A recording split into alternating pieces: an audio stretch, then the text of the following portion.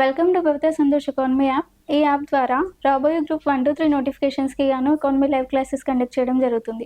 ఎవరైతే ఎకానమీలో top score సాధించాలి అనుకుంటున్నారో ఖచ్చితంగా భవిత సంతోష్ ఎకానమీ యాప్ని పర్చేస్ చేసేయండి. అలాగే ఛానల్ని సబ్స్క్రైబ్ చేసుకోండి. భవిత సంతోష్ ఎకానమీలో తెలంగాణ మూమెంట్కి సంబంధించి అన్ని రకాల ఇన్ఫర్మేషన్స్ని కూడా ఇవ్వడం జరుగుతుంది. కాబట్టి ఖచ్చితంగా పర్చేస్ చేసేయండి. అండ్ ఇందులో తెలంగాణ మూమెంట్కి సంబంధించి కొన్ని క్వశ్చన్స్ని మనం మాట్లాడుకుందాం. దాంట్లో మొదటి క్వశ్చన్ 201వ క్వశ్చన్, రావి నారాయణ రెడ్డికి సంబంధించి సరైన దానిని గుర్తించండి. Identify the correct one regarding Ravi Narayana Reddy. మరి దీంట్లో ఫస్ట్ పాయింట్, రావి నారాయణ రెడ్డి రైతు అనే గ్రంథాలయాన్ని స్థాపించిండు. రావి Narayana Reddy founded a library called రైతు. సెకండ్, హైదరాబాద్కి స్వతంత్రం వచ్చిన తర్వాత రైతు గ్రంథాలయాన్ని బాపూజీ గ్రంథాలయంగా మార్చారు. So, after Hyderabad gained independence, the Raitu library was converted into Bapuji library. Next, రావి నారాయణ రెడ్డి 11వ ఆంధ్ర మహాసభకి అధ్యక్షత వహించారు. రావి Narayana Reddy presided over 11th Andhra మహాసభ. మరి దీంట్లో మనకి ఫస్ట్ పాయింట్, రావి నారాయణ రెడ్డి రైతు అనే గ్రంథాలయాన్ని స్థాపించిండు. ఎస్, మనకి రావి నారాయణ రెడ్డి రైతు అనే గ్రంథాలయాన్ని స్థాపించిండు. రావి Narayana Reddy founded a library called రైతు. సెకండ్ పాయింట్, మనకి ఫస్ట్ పాయింట్ కరెక్ట్. సెకండ్, హైదరాబాద్కి స్వతంత్రం వచ్చిన తర్వాత రైతు అనే గ్రంథాలయాన్ని మనకి బాపూజీ గ్రంథాలయంగా మార్చారు. After Hyderabad gained independence, the Raitu library was converted to Bapuji library. మనకి హైదరాబాద్కి స్వతంత్రం వచ్చిన తర్వాత మనకి హైదరాబాద్ సంస్థానానికి స్వతంత్రం ఎప్పుడు వచ్చింది? 1948 సెప్టెంబర్ 17th. మనకి 1947 ఆగస్టు 15th నాడు ఇండియాకి స్వతంత్రం వచ్చింది. కానీ మనకి స్వతంత్రం వచ్చినప్పుడు ఇండియాలో మన హైదరాబాద్ సంస్థానం లేదు. కాబట్టి మనకి హైదరాబాద్ సంస్థానం వచ్చినాకే మనకి స్వతంత్రం వచ్చింది. మనకి రియల్గా హైదరాబాద్ సంస్థానం ఎప్పుడైతే ఇండియాలో కలిసిందో అప్పుడే మనకి స్వతంత్రం వచ్చింది. అంటే మనకి 1947 ఆగస్టు 15th అనేది స్వతంత్ర దినోత్సవం కాకుండా మనకి 1948 సెప్టెంబర్ 17th నాడు అధికారికంగా స్వతంత్ర దినోత్సవం జరుపుకునే రోజు రావాలి. మనకి హైదరాబాద్ సంస్థానానికి స్వతంత్రం 1948 సెప్టెంబర్ 17th రోజు వచ్చినప్పుడు మనకి రావి నారాయణ రెడ్డి రైతు అనే గ్రంథాలయాన్ని స్థాపించిండు. మరి ఆ రైతు అనే గ్రంథాలయాన్ని బాపూజీ గ్రంథాలయంగా మార్చారు. ఎప్పుడు? 1948 సెప్టెంబర్ 17 తర్వాత. So after Hyderabad gained independence, the Raitu library was converted into Bapuji library. So Hyderabad state was gained independence on 1948 September 17 when Hyderabad state was merged into India. So in that case Hyderabad state got independence on 1948 September 17, but we are celebrating Independence Day on every year on 1947 August 15th. But Hyderabad state not gained independence, but Hyderabad gained independence on 1948 September 17. So we are gained independence on 1948 September 17. So after 1948 September 17, Raitu library was converted into Bapuji library. So the second point is correct. రావి నారాయణ రెడ్డి 11వ ఆంధ్ర మహాసభకు అధ్యక్షత వహించారు. రావి Narayana Reddy presided over 11th Andhra మహాసభ. Yes, రావి నారాయణ రెడ్డి 13 మనకి హైదరాబాద్ సంస్థానంలో మొత్తంగా 13 ఆంధ్ర మహాసభలు జరిగినాయి. మరి 13 ఆంధ్ర మహాసభలలో రావి నారాయణ రెడ్డి మొత్తం 13 ఆంధ్ర మహాసభలలో పాల్గొనే వ్యక్తి. అలాగే ఈ 13 ఆంధ్ర మహాసభలలో రావి నారాయణ రెడ్డి 11వ ఆంధ్ర మహాసభకు అధ్యక్షతను వహించాడు. మొత్తంగా రావి నారాయణ రెడ్డి 3 ఆంధ్ర మహాసభలకు అధ్యక్షతను వహించాడు. అందులో ఒకటి 11వ ఆంధ్ర మహాసభ. ఎస్, మూడవ పాయింట్ ఏంటి? రావి నారాయణ రెడ్డి 11వ ఆంధ్ర మహాసభకు అధ్యక్షతను వహించాడు. Ravi Narayana Reddy presided over 11th Andhra Mahasabha. So totally 13 Andhra Mahasabhas were conducted in Hyderabad state. So in that case, totally 3 Andhra Mahasabhas were attended by Ravi Narayana Reddy. So out of 3, one of Andhra Mahasabha is attended by Ravi Narayana Reddy is 11th Andhra Mahasabha. So third point is also correct. Third point is also correct. So all 3 points are the correct. So option B 1, 2, 3 are correct. 1, 2, 3 are correct. Next 102వ question, Ravi Narayana రెడ్డికి సంబంధించి సరైన దానిని గుర్తించండి. Identify the correct one regarding Ravi Narayana Reddy. మరి దీంట్లో first point, Ravi Narayana Reddy 11వ ఆంధ్ర మహాసభకు అధ్యక్షతను వహించాడు. Ravi Narayana Reddy presided over 11th Andhra మహాసభ. నెక్స్ట్, భువనగిరి సభకు రావి నారాయణ రెడ్డి ప్రవేశ రుసుమును ₹1 నుండి 4 అనాలకి తగ్గించాడు. Ravi Narayana Reddy reduced the entry fee for the Bhuvanagiri sabha from ₹1 to 4 annas. Next, Bhuvanagiri Andhra మహాసభకు తక్కువ సంఖ్యలో రైతులు కూలీలు హాజరు కావడం జరిగింది.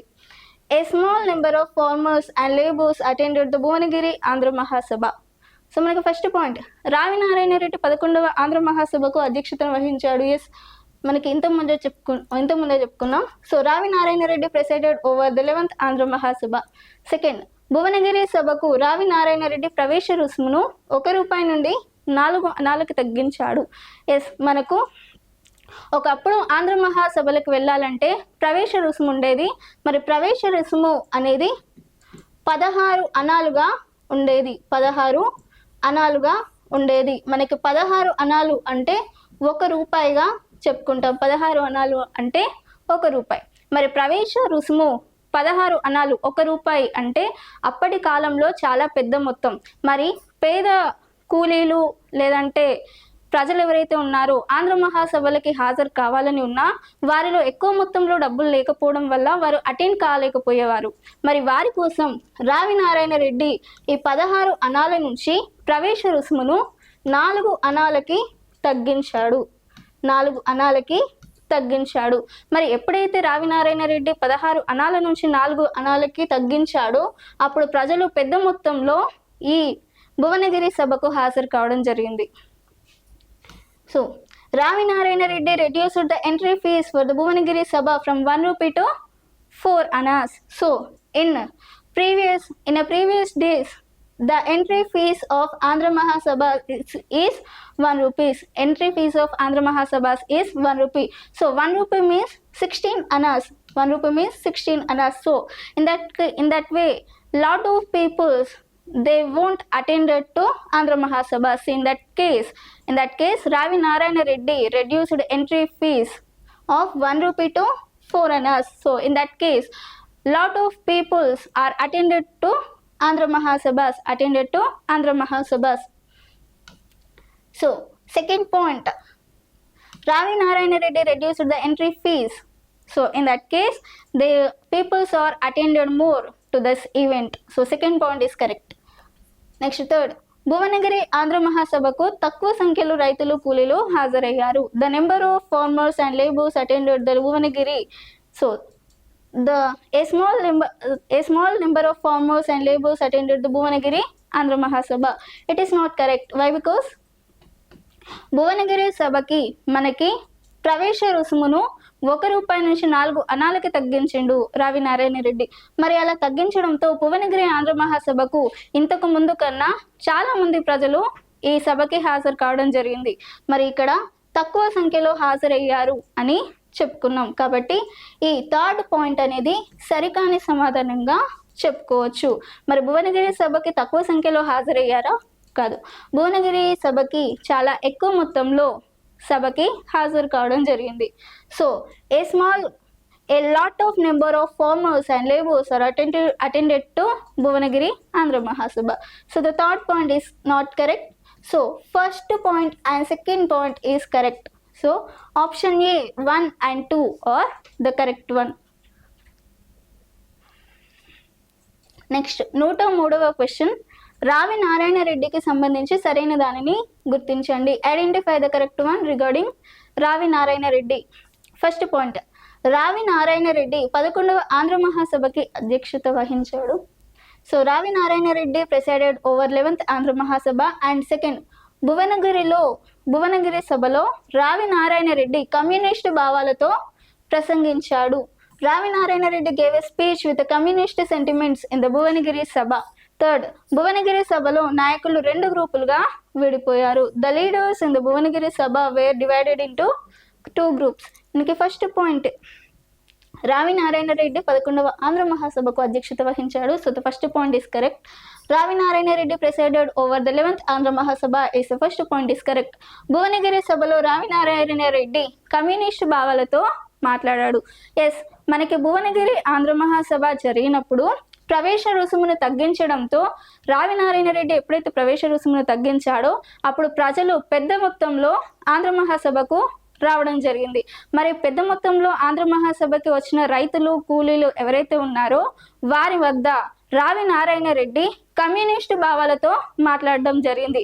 అంటే శాంతికి వ్యతిరేకంగా కమ్యూనిస్టు భావాలతో మన భూములు మనకు రావాలన్నా, మన బతుకులు మారాలన్నా మనము రైతాంగ సాయుధ పోరాటం చేయాలి, లేదంటే కమ్యూనిస్టు భావాలతో ఎదురెళ్ళాలి అని చెప్పి కమ్యూనిస్టు భావాలతో మాట్లాడడం జరిగింది. మరి కమ్యూనిస్టు భావాలతో మాట్లాడడం ద్వారా ఆ భువనగిరి సభ అనేది కమ్యూనిస్టులతో మాట్లాడడం ద్వారా ఆ సభ అనేది 2 గ్రూపులుగా విడిపోవడం జరిగింది. అంటే శాంతికి వ్యతిరేకంగా కమ్యూనిస్టు భావాలతో మాట్లాడేసరికి ఆ సభ అంతా అట్టుడికి పోయింది అని చెప్పొచ్చు. So Ravi Narayana Reddy gave a speech with a communist sentiment in a Bhuvanagiri Sabha. Why? Because in Ravi Narayana Reddy reduced the amount of entry fees of Bhuvanagiri Sabha. So in that case, lot of people are attended this event. So in that case, Ravi Narayana Reddy given a speech with communist sentiments. So the second point is correct.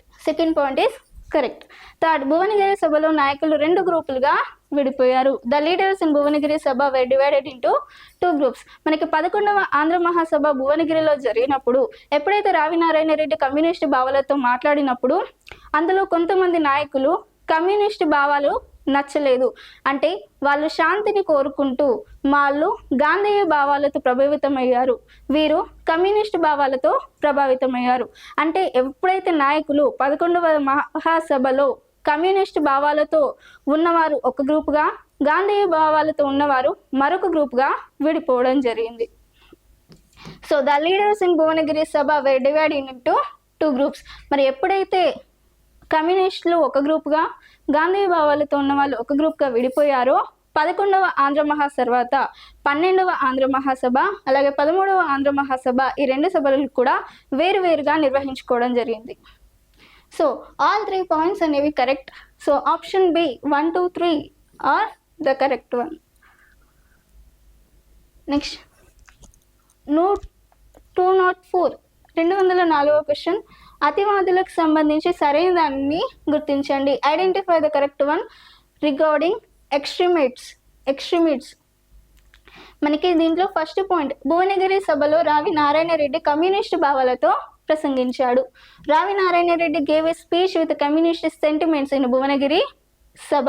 So communist భావాలతో ప్రభావితం అయిన వారు, second point, communist భావాలతో ప్రభావితం అయిన వారు అతివాదులుగా విడిపోయారు. Those influenced by the communist sentiments split into extremists.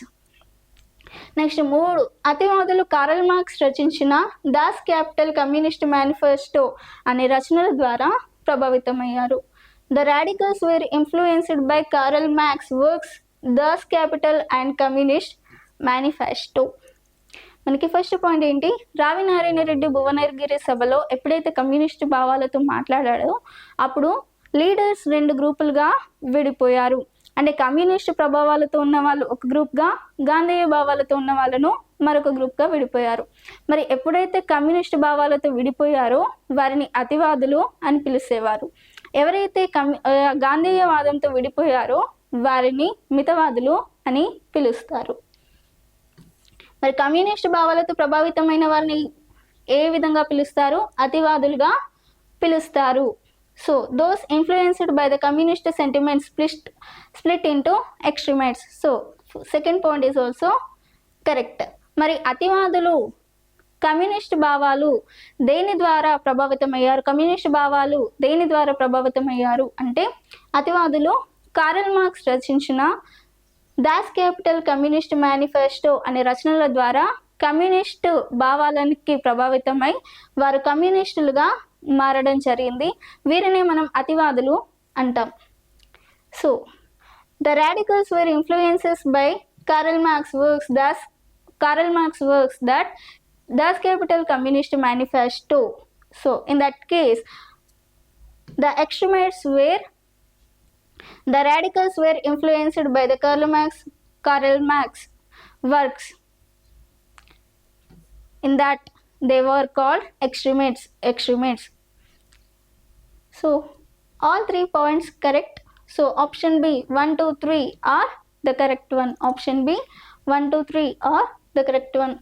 Next 205వ క్వశ్చన్, మితవాదులకు సంబంధించి సరైన దానిని గుర్తించండి. Identify the correct one regarding moderates. మనకి ఫస్ట్ భువనగిరి సభలో కమ్యూనిస్ట్ భావాలతో ప్రసంగించాడు. Ravi Narayana Reddy given a speech on communist sentiment in Bhuvanagiri sabha. So మనకి సెకండ్ పాయింట్ కమ్యూనిస్టు భావాలతో ప్రభావితమైన వారిని దేనిగా పిలిచాం? అతివాదులుగా పిలిచాం. అలాగే గాంధీయ భావాలతో ప్రభావితమైన వారిని మితవాదులుగా విడిపోయారు, లేదంటే మితవాదులుగా పిలిచాం. మనకి సెకండ్ పాయింట్ ఏంటి? Those influenced by the communist sentiments split into extremists.